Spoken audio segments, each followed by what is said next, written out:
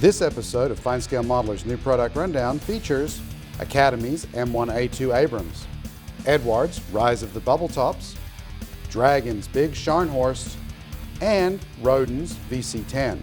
Welcome to the New Product Rundown, where Aaron Skinner and I give you a look at the latest kits and accessories. We've got a packed show today, starting with what may be the most popular subject on the NPRD this year, the M1A2 Abrams SEP with Tusk. The up-armored American main battle tank was used in urban battlefields with IEDs and rocket-propelled grenades.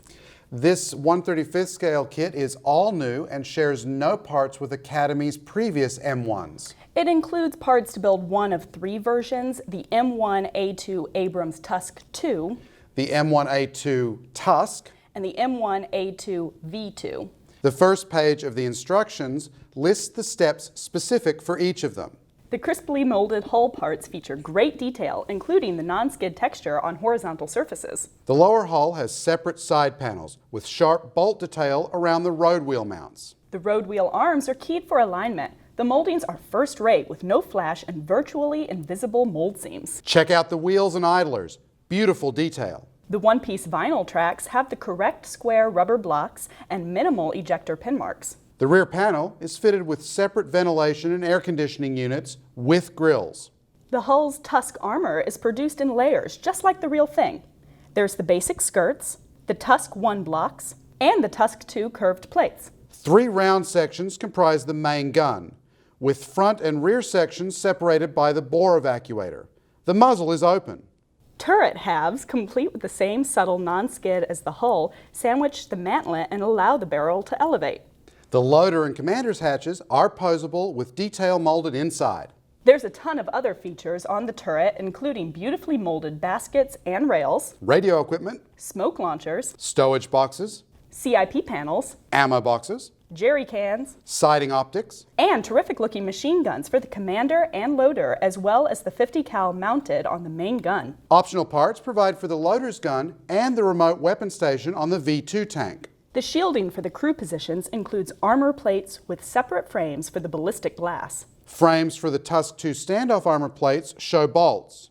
Curved shields attached to them. Clear parts provide the ballistic glass, vision blocks, periscopes, light lenses, and hubs for the road wheels. Pre-cut masks will make painting easy. Photo etch metal provides mesh bottoms for the bustle baskets and turret CIP panels. Decals provide markings for at least 10 vehicles, some in desert camo and others in 3 color.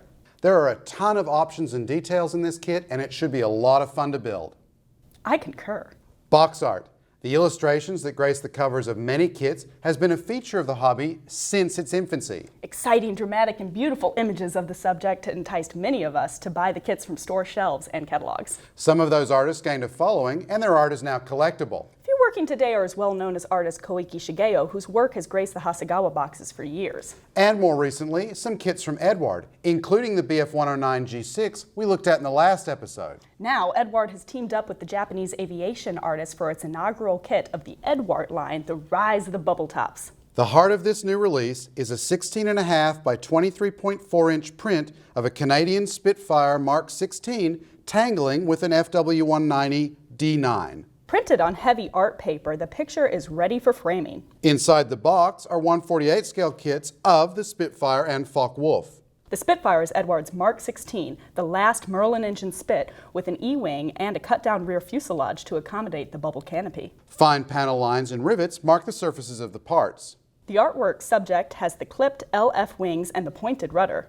Unused parts provide optional horizontal stabilizers, rudders, and wingtips. All of the control surfaces are separate.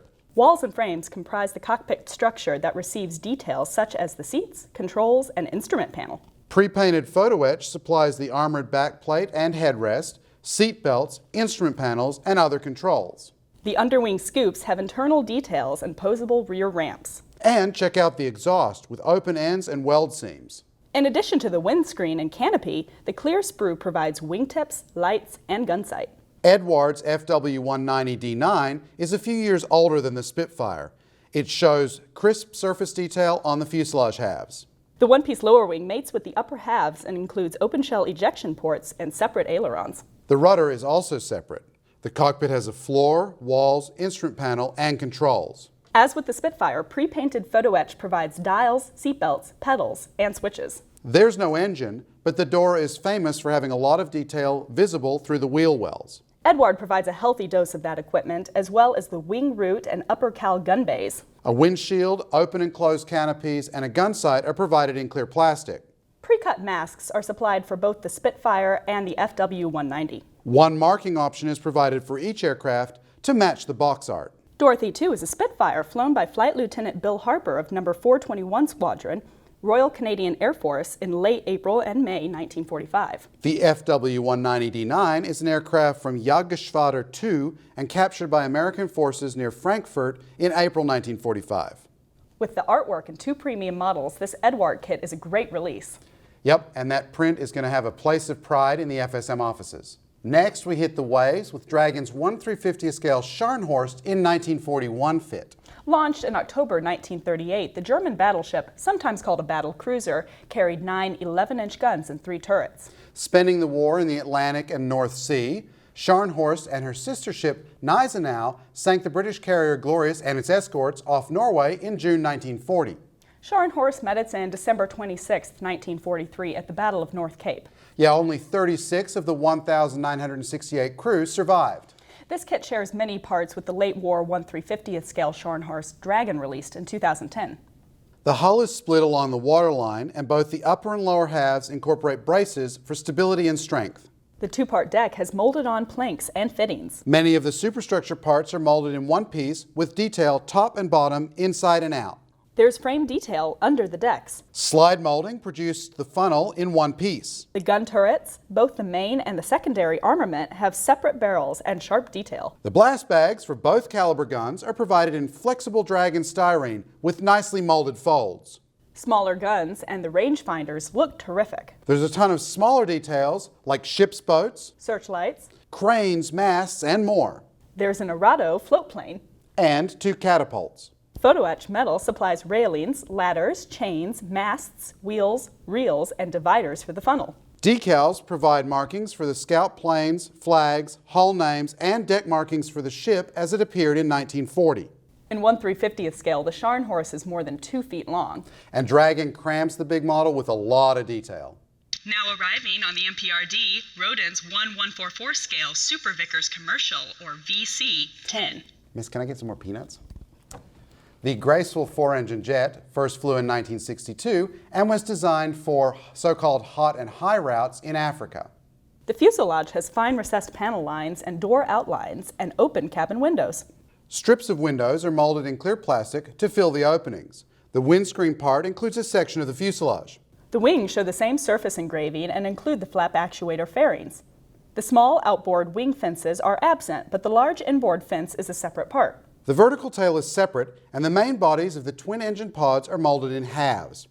The extensions between the exhausts look to be the conical fairings. Based on photos, that's correct for the BOAC airliner depicted by the kit. The wheels are well molded with hub and tread detail, and the landing gear legs look great.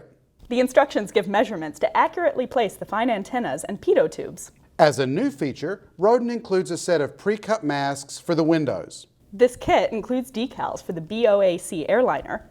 Roden has also released another kit with East African Airways livery.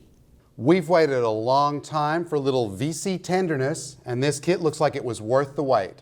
Look for a review of the Abrams in an upcoming issue of FineScale Modeler magazine. And you can see more new products in the July issue, on sale in early June. Don't forget to vote for the kits you want to see produced in FSM's Most Wanted Kit Survey. You can do that by going to FineScale.com. Look for the slider that looks like this. Or you can go to the link underneath the Welcome tab here. Thanks for visiting FineScale.com. I'm Aaron Skinner. And I'm Elizabeth Nash. Happy modeling. Box art. Let me try that again. Box art, the illustrations that grace the covers of many kits. Box art, box art, box art. Box art, the box art. Box art, box art. The rise of the Bubbletops. Ow!